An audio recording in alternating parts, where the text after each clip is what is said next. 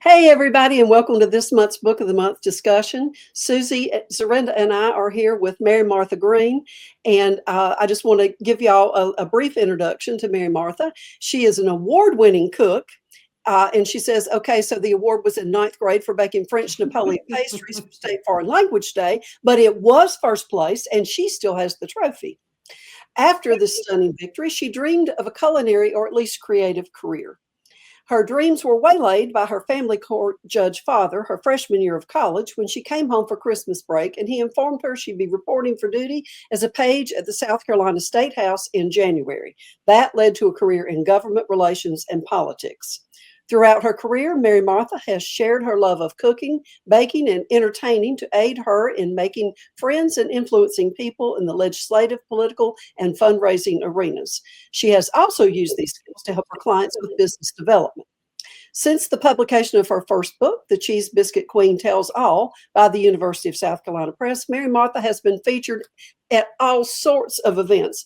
This woman is a machine. She has been everywhere and she is always celebrated everywhere she goes. Mary Martha divides her time between her hometown of Beaufort, South Carolina, and Columbia, the state capital, where she is a government relations consultant. Welcome, Mary Martha. And can we just take a moment to appreciate the Southern tradition of double names? Yours is perfect. Well, thank you. I'm actually named for both of my aunts. So my mother's two sisters. So I always went by the double name and dropped it for a while. But when I started publishing books, I got back around to it just because it is so Southern. So I love it. I love That it. it is. That it is. Well, I'm going to kick us off with a question. And since it is the Cheese Biscuit Queen, and this is the second book, Kiss My Aspic, my question is, I mean, obviously, other than the fact that they are delicious, and I can personally say that I have eaten many of Mary's cheese biscuits. What is it that made them become, before you made them more famous, what made them become famous? How was it known as Mimi's Cheese Biscuits? well, And, my now, hold on. I need to okay. append that question before. I just want to say, Anne, can you tell us how to come by some of these cheesy biscuits? Yes. Do not have time to cook right now and have need for a stash. I apologize for interrupting. I just wanted to make sure Yep. that I got that in there because I personally need some of these biscuits. And I mean, I need You do. I can tell you, you do. Well, you can come to most any book event I have, and I usually try to have them. But Susan, I'm gonna make sure when I get up to Greenville next month, I'm gonna make sure I get you some personally. Oh, thank But my Aunt Mimi, my Aunt Martha, she's the Martha of Mary Martha. But when my brother and I were little, we couldn't say Martha, so we called her Aunt Mimi. And she was just famous here in Beaufort for her cheese biscuits. And it's a recipe that really, I think, was in a lot of 1950s, cookbooks. She just made so many of them and had these little tricks that she did. In fact, I have a little plate of them. I don't know if y'all can see these, but let's try to get them up to the camera. Yum. So that's a little plate of them. But she just had these little tricks that she did, and my mother and all my aunts later in their lives all lived together, and sadly, Aunt Mimi was sitting in this very kitchen one morning and had a stroke at the breakfast table and died 10 days later. And I'd never made the cheese biscuits before. I'd helped make them. I had dropped them with a cookie scoop, but I'd never from scratch made them. And a couple months after that, one of my mother's dearest friends down here was having a 65th anniversary party for her parents. And the friend called just in tears and said, they were hard as rocks. And so Mom said, would you come home and let me tell you what to do? Which for my mother and I, you might as well have taken a big Sharpie and said, fuss, coming soon, big fat fuss. But I did. And Mother told me, Mimi would just really creaming the butter, and Mimi was a child of the Depression, so she used margarine, but butter and margarine and cheeses together, and she'd get all the sugar. You don't think about Rice Krispies having sugar, but they've actually got a lot of sugar in them. So she'd sift the sugar out of the Rice Krispies, and then the other trick was she'd put them on paper towels when they came out of the oven to absorb that grease out of them. And so they're just almost like eating air with cheese in it. So just her little tricks that she made so many of them over the years. And if anybody in Beaufort was having I think Mimi got a lot of invitations to parties here in Beaufort because she did, Susie had sent her an invitation. She go, "Now, honey, I'm going to make you some cheese biscuits. I'll drop them by the day before the party and you can have them already out." But, and even at her funeral, I did her eulogy. And when I was up there talking about her cheese biscuits, I could see my friends kind of looking sideways at each other, or folks in the community going, "Does anybody know how to make the cheese biscuits? Who knows how to make the cheese biscuit?" So I didn't have a whole lot of choice but to take over the mantle. But I always am very clear in telling people that I am not the one true Cheese Biscuit Queen. I'm just the pretender to the throne, that Aunt Mimi was the true Cheese Biscuit Queen. And she actually kind of looked like Queen Elizabeth. So yeah, when you said that in the book, I went back and looked at the picture, and she really did. She did, and she would never admit it. But one time, I took her to we went to Alaska, but she wanted to stop back, and she and my mother had been to British Columbia to Victoria and had tea and stayed at the Empress Hotel there, and she wanted to go back and do that, so we did. And we were walking to dinner one night, and this guy, and full Sir Walter Raleigh, Elizabethan the First garb, comes up and just bows down before Aunt Mimi and goes, "My queen, my queen." And of course, Mimi thought we were about to get mugged. So, and even the young lady that works in the post office down here in Beaufort told her one time she looked like Queen Elizabeth. So she really did, and she kind of act like Queen Elizabeth every now and then too. But and she loved her pocketbook and she loved her shoes, and her hat. So Aunt Mimi would have made a great queen. She really would have. Oh, that's a great story. That's a great story. Sir Walter Raleigh. Okay. That's a great story. Well, I as I say, I personally know, and I'm going to say this, I've tried to make the cheese biscuits, and I tried to do the tricks that Mary talked about. And mine compared to Mary's were very subpar. I mean, I sifted the sugar off the Rice Krispies. I mixed margarine with butter. I did everything I was supposed to do. But obviously there is a knack. There's a knack to it. Yeah. I would love to know him. I'm sorry, Susan, go ahead. No, sometimes you just have to make a recipe a number of times, and you I don't know, you get good at it, I guess. Maybe you just need to try that a few more times, Susie. Maybe so, but I can taste anyway, I was just so thankful that I've been able to get some from the source. Maybe we'll have lessons in the upstate one day. That'd be good. That's a great idea. And we could have some fun with that. Maybe we'd video it. Oh, that'd be great. We get somebody to put it on TikTok. Demonstration. There you go. Some young person. Susie, I think it's your turn. Oh, it is? Okay. Yes. Here we go. All right. So we've already started telling stories, but here's the thing. How can I be a writer? And it never have occurred to me that, like, when I'm with my grandchildren, or even when my children were growing up, and you're trying to entertain them and take up time when you're somewhere and they're bored and they have nothing to do, that you make up stories to do it. I've never done that, but I'm going to be doing it. My question was, when your grandmother made up the stories, my grandmother was a great people watcher, but she didn't, my maternal grandmother, but she didn't really make up stories. Did the grandchildren make up stories too, or was it just your grandmother? Grandmommy would get it started. When George and I were little, she lived in the upstate till I was about 6, but she would come down and spend most of the winter with us here in Beaufort. And before she moved into this house I'm sitting in on my 6th birthday.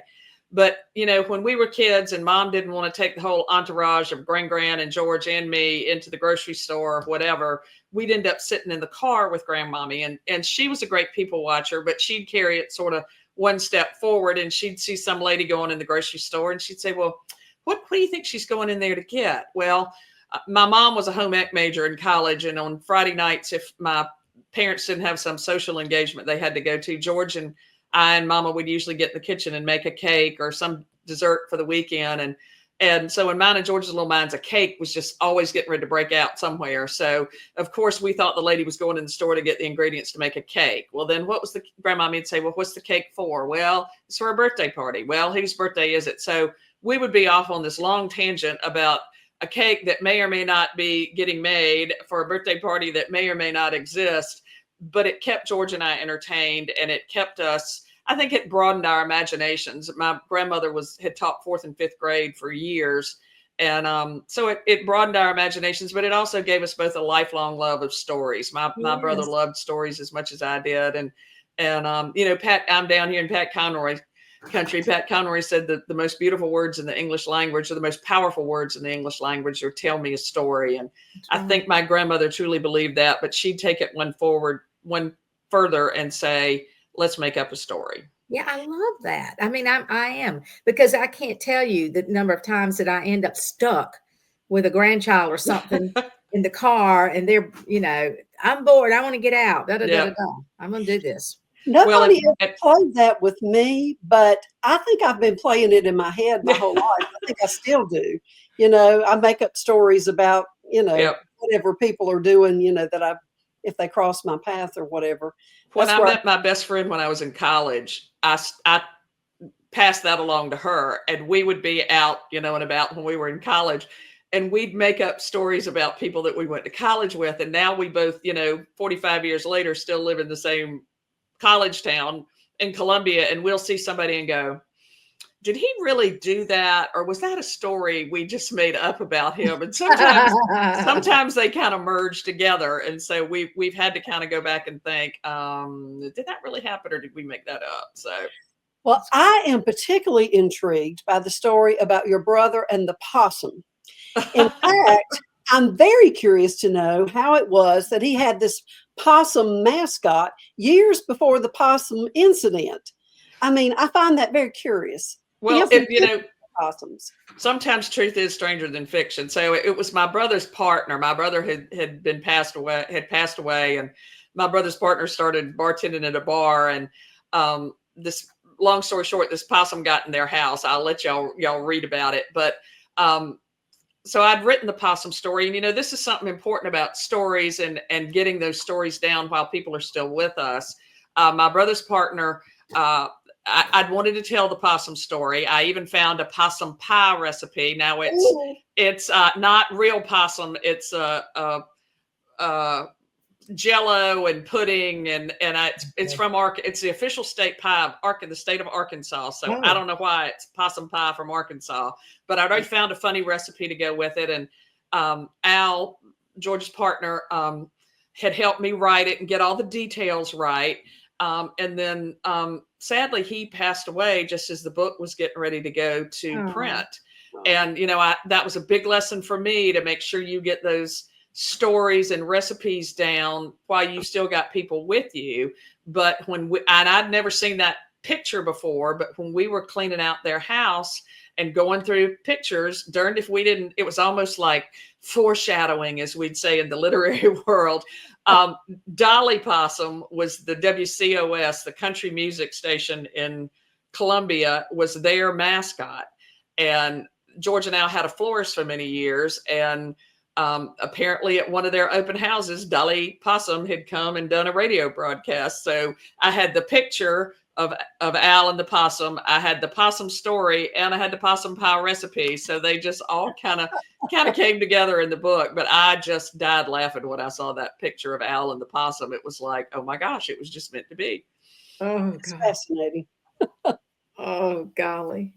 Oh, mercy me. I don't want no possums in my house. I don't either, especially not down here, or raccoons. Now this is just this is not a question. This is just a comment. But one of the things I really appreciate in your book and enjoy, it's not just the metaphors, it's how apt the metaphors are. So for those of you out there who are going to be making recipes from this cookbook, but you'll also enjoy reading the stories and getting the connections between the recipes and the stories. But okay, I'm giving an example of a metaphor. Is at one point, you know, Mary says that readers from her first book wanted a second helping of stories, you know, and I just think there's a lot of that sort of cleverness throughout the book. Okay, so that was just a comment. Let me add one thing, Susie. Okay. You know, when I was thinking about that, when you mentioned that, you know, when you publish with the University Press, you have to be peer reviewed. And one of the peer reviewers on my book talked about, you know, some of the language I used in the book in a very favorable way. But, you know, down here, we'll talk about, especially on the Broad River, we have cobia, and it'll be like, oh, well, the cobia are running, or the sea trout or sea bat, whatever kind of fish are running, that just means they're in season right now. But she loved that expression that I said, you need to know what kind of fish are running right now to get the freshest possible fish. So apparently I used a lot of those in the book. That's right. And I mean, well, that's the gift of language. I mean, it comes naturally, but it's from, you've got all these things, you've got these things in your head. Okay. So now for a question. In this book, lots of grand stories. Is there one from your childhood that is the most memorable? And if so, why?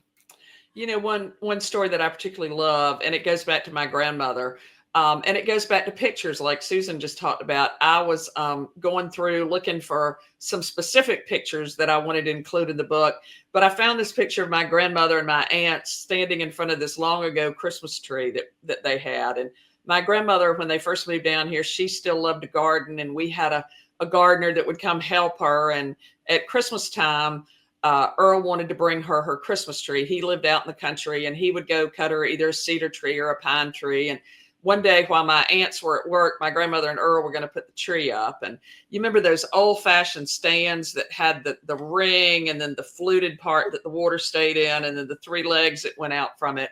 Well, Earl had overestimated the height. There are 9.5-foot ceilings in this house, but Earl had sort of overestimated the heights of the ceiling. So they had to cut some of the tree off, and then they had to cut some of the branches off to get it to fit in that ring. And, every little kid in kindergarten does a Christmas tree that's a perfect triangle. Well, by the time they cut some of the branches off, it sort of started being more columnar shape. And then by the time they tried to stick some of it back in, that almost started looking like an upside down Christmas tree, or think of a water fountain that starts out small and then just kind of splays out like that.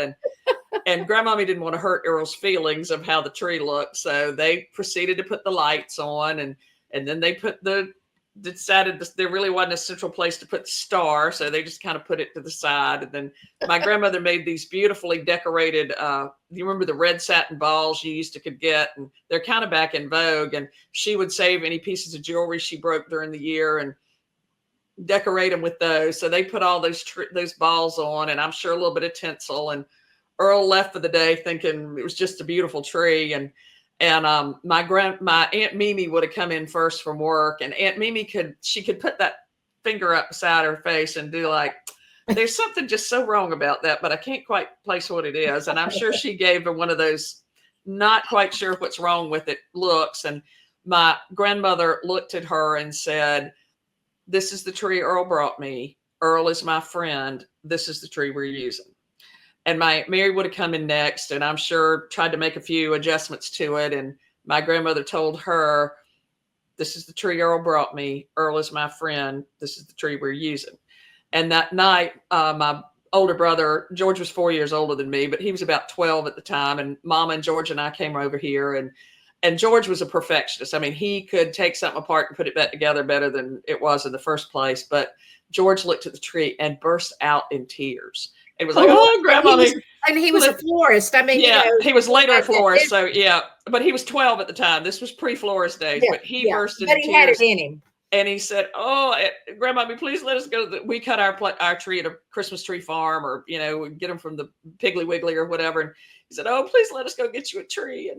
And Grandmommy told us, and she said, "This is the tree Earl brought me. Earl is my friend. This is the tree we're using." And, I don't remember what presents I got under that tree that year, but I remember that lesson to this day about loyalty that my grandmother taught me. And also that, you take something that's not quite perfect, but you put your love on it and you put your loyalty to a friend, and it makes it beautiful.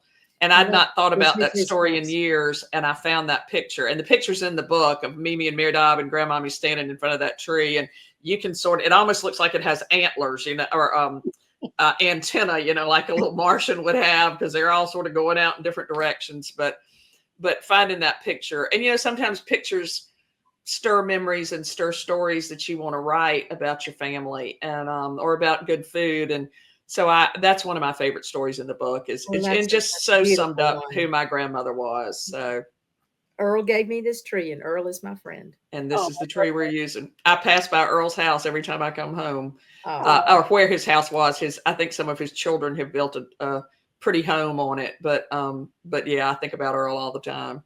Oh, So we had a lot of comments in the group about the book, and people saying how much they enjoyed it, and it with their own anecdotes and whatnot. And you might want to read through some of those. But we did have a question from Niels Beringer, and she said, I just love this book cover and can't wait to dive in. This was before she actually had read the book. But she said, I have sort of a fun question. This book is full of good old Southern traditions and food. So my one question is, what is one Southern tradition or food you just cannot get behind? For example, as I sit here in my elbow-length white gloves from my debut back in 2005, I gasp, do not like sweet tea. Please don't revoke my Southern by the grace of God card. Well, I have two deep, dark secrets that my mother always thought was the failure of my otherwise quintessential Southern upbringing. And, being down here in the Lowcountry, we grow some of the best fresh tomatoes in the world. You do. I do not like fresh tomatoes. I will eat cooked tomatoes. I cannot stand to and I usually, if I'm ordering something, I'm like, no, I do not want, please do not put tomatoes on it. It's something about the texture of it that I just don't like. And I took a food writing class several years ago under Amy Condon in Charleston from Savannah. And we had to write about a food we didn't like, because she said, anybody can wax poetically about foods you love, but we had to write an article and we had to do research to see if there was a reason that we didn't like that food. And sure enough, there is some amino acid that you have that causes the kind of the same thing that causes people not to like cilantro. There is actually a scientific reason for not liking fresh tomatoes. So I don't like fresh tomatoes. And then fresh cucumbers, which are also grown plentiful down here. Fresh cucumbers don't like me. They like me so much they want to visit with me all afternoon after I eat them. So those are kind of my two deep, dark Southern secrets where food is concerned, is I don't like fresh tomatoes or fresh cucumbers. And we've got Dempsey's Farms down here out on St. Helena Island that truly grow the best tomatoes in the world. Yeah. And I would bring them. Anybody want some? Y'all want some this summer when they're in? I will bring you some. I just cannot abide them myself. I will take you up on that. All right. This way. And that's funny. And fresh corn. I can eat tomatoes, but I've never relished them. I mean, Yeah. I eat things with tomatoes in them. And my parents love nothing better than a tomato sandwich. See, that's me. I love that quintessential Southern tomato sandwich with the fresh tomatoes and the white bread and the Duke's mayonnaise. Oh, I love that. Now, lots of salt and pepper. I mean, that's my summertime treat. I love that. And I love June pink tomatoes. Those are my favorite. I've got my son putting some out in the yard as we speak, I think. So I'm excited about the June pink. Now I'll eat a piece of tomato pie and pick all the tomatoes out of it. So it's basically a cheese and mayonnaise pie. But I like tomato pie. It's Yeah. cooked. I just don't like raw tomatoes too Yeah. much. Oh. Anyway, well, that leads me into the next question about tomato aspic. And I do love good tomato aspic. I mean, you wouldn't think it because I'm not a tomato lover, and I'm looking forward to trying that recipe. And for all of you out there, it's on page 64. And of course, the title alludes with Kiss My Aspic, alludes to tomato aspic. So I figure it's got to be good. Now, I don't think that's going to be your favorite recipe, Mary, because you're not a tomato lover. So my question is, not counting the cheese biscuits, do you have a favorite recipe in the book, and what is it, and why is it? Well, I got a couple of them. My family is almost like Bubba and Forrest Gump about shrimp. He was like, you can have fried shrimp, you can have shrimp salad. And there's some great shrimp recipes in there. My Aunt Mimi's shrimp salad recipe is one of my favorites. It's just a good old fashioned, shrimp and eggs and celery, but she just had this dressing for it that was so good. I actually made it Saturday night for dinner. Oh, and but any of the shrimp recipes, there's a great Greek shrimp scampi recipe in there. Mimi shrimp salad. I've been looking at them. A tequila shrimp recipe, stuffed shrimp that I stuff with my crab. The stuff I usually use for my crab cakes, I stuff them in the shrimp and then wrap them in bacon. It's hard to mess anything up with bacon. So there are a bunch of shrimp recipes in there that I really, truly love, and have, always keep shrimp in the freezer down here to be able to have them for company and stuff. So I think any of the shrimp recipes are probably my favorite. And that's another thing about if there is a better tasting shrimp than what comes in with Beaufort Waters, I've never tasted it. Yeah. Well, South Carolina and Georgia shrimp in general. I mean, from Merle's Inlet down to um, the area around Jekyll and all that. I mean, Mhm. that whole stretch. I mean, the white shrimp. I just think it's wonderful. Oh yeah. I love shrimp, but I don't know what makes them so good. I guess it's the salt content in the water or something, but they're no. the best. But Susie, I must have missed that question on your list because I was going to say, I can't wait to try the pumpkin praline chess pie because I love pumpkin pie, but we have family members that like the pecan. So I think that's a perfect marriage and I can't wait to try it. And I was going to ask about a personal favorite recipe. So I'm going to skip ahead and ask you a question that goes all the way back to something I should have asked you in the beginning when we were talking about your background, and that is I saw that your mother's people are from Greer, and I actually lived in Greer for a while years ago when our children were young. Most of our children graduated from Greer High School, and then I know you've got family in Beaufort, and you live in Columbia. You just Yep. all over the state of South Carolina. Tell us about your people. Well, my people have been in South Carolina. My mother's family's been in South Carolina since the 1730s in the upstate of South Carolina primarily. Had them the good, the bad, and the ugly. Have had them all fighting and wars and everything in between. And then my dad's family, I always thought, you mentioned Greer, upstate Midlands. My dad grew up in the Midlands, and then I grew up in the Lowcountry. And I always thought I didn't have any PD roots, but then my dad's family got kicked out of Scotland for fighting on the wrong side of with Bonnie Prince Charlie. And when they got kicked out of Scotland, they came to the greater PD area to Society Hill. So I pretty much cover the whole state. You But, do. and that was another grandmommy thing. I mean, she always made sure that we knew those family stories. But, and there's some great, there's one story in the book about my great grandfather who lived in Greer. And I actually coached Shoeless Joe Jackson in the textile leagues before he went up to the majors, and of course was involved with the Black Sox scandals. And then he came back to Greenville. And my grandmother was always very, defensive of or defending about him because she said she didn't think he was smart enough to have thought that up. And I was like, Grandmommy, I think that's damning with faint praise, but that was my grandmother. She always wanted to believe, the best in you. But I love those family stories. And now I've got, younger little cousins that, the next generation down from me is the last generation that can remember coming to this house when my grandmother was alive, and then their children, just the oldest one of that generation ever got to come here to this house when my mother and aunts were alive. But they know them because of those stories. They know Right. the family stories. They love the family stories.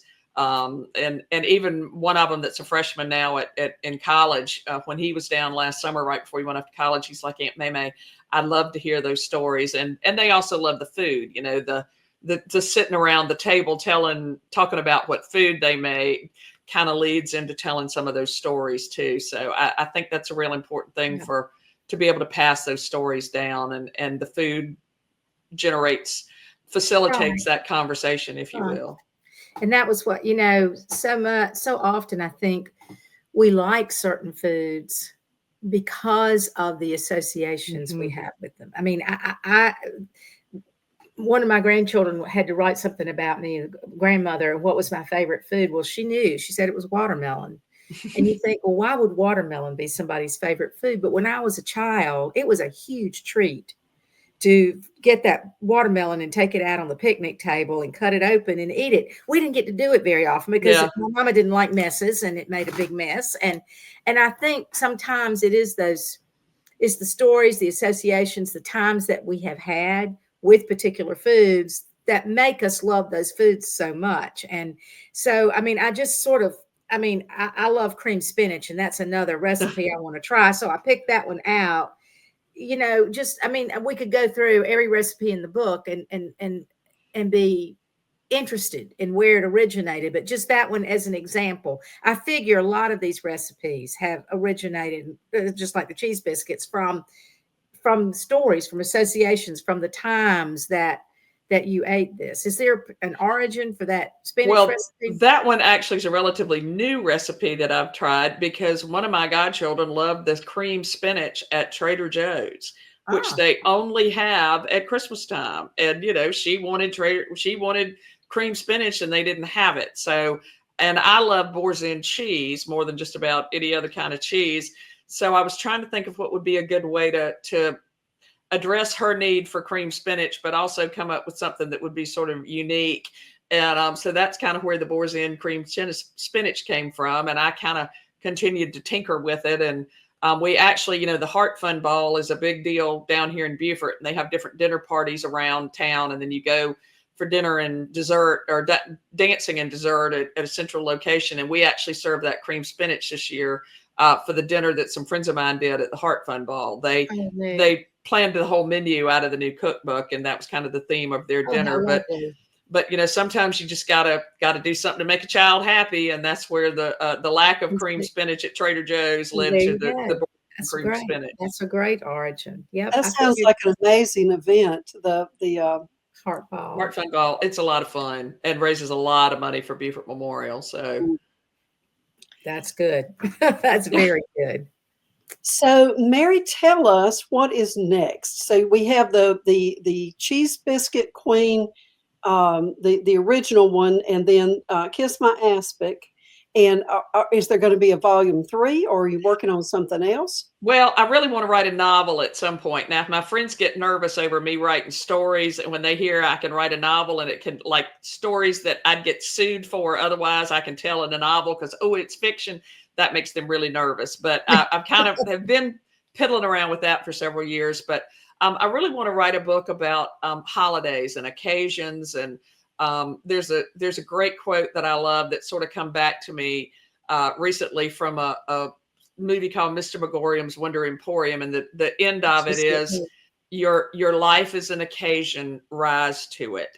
And that word occasion has just sort of been coming back to me. So, I'd like to write a cookbook maybe that just has recipes for holidays, and maybe not even, the regular holidays, but like St. Patrick's Day. Or I've got some friends in Columbia that have a mom. They're a little bit younger than me, but they have a mom's back to school happy hour in August. There's no holiday in August.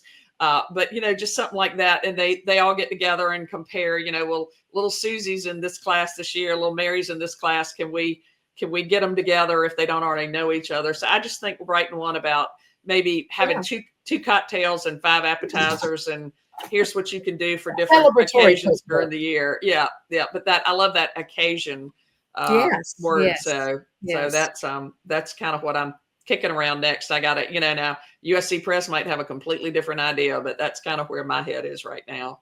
Okay. Sounds wonderful. Well, I think it sounds amazing, and I'm very intrigued by the occasions cookbook. That sounds like a lot of fun, and just the different occasions, like the mom's happy hour, and I mean just all kinds of fun ideas. So I'm looking forward to that already. Good. Okay. Well, Susie, do you have any other questions? I believe I had one other question, but I think, in a strange kind of way, in this conversation, we've answered it. The theme of tradition is so powerful throughout this book. It comes through in all the stories. And I'm talking about Southern tradition because that's what the three of us know. Right. And I was going to ask, why is that so important? But I think we've answered that question. I think our stories and our connections. But Mary, if you want to add something to that, but I do. In the South, we are all about tradition. We are. And, I want my cousins to know, my cousins' children, actually my generations of cousins' grandchildren, but, I want them to know who my grandmother was and, who their family is, and to be, proud of that. I'm not proud of everything my family has done in the almost 300 years they've been in the state, but they've always been loyal South Carolinians, and I want my little cousins to know, the good, the bad, and the ugly, and the funny, and to be proud of that, and the food that goes along with it. Exactly. Food's never been far away from any of the stories my family has had. So, and I do a lot on Ancestry.com, and never have I found, this person starved to death listed as the cause of death. They're just, I don't even think if we'd been Irish in a potato famine, I doubt they would have been able to starve to death. But I just think I want I think the traditions are important to be handed down and to be proud of, and let those generations know. And maybe someday when I'm gone, they'll be telling their grandchildren about right. my grandmother or me or whatever. So, and they teach us how to live. Yeah. Well, Mary, it has been wonderful chatting with you. Thank you so much for making time for Susie and me today. And we appreciate you coming. And this video will be in the group on Thursday. And we hope that you'll spend some time in the group chatting with other folks who have comments. And there may be some more questions after the video goes live. I'd love to. And I appreciate the opportunity to do this so much. Oh, it's been a lot of fun. I feel buoyed by these stories. Well, good. All right. Well, my grandmother always taught us how to blow kisses too. So kisses to y'all, and I'll get y'all some cheese biscuits soon. And if anybody wants to taste them themselves, just go on my website, see where I'm going to be at an event, and I always bring them with me. So, well, I'm sure that there will be folks turn up to taste those, and I look forward to my personal stash. Yes, Thank you. You will get a personal stash. Thank you so much, Mary. Bye now. Thanks, guys. Bye, y'all.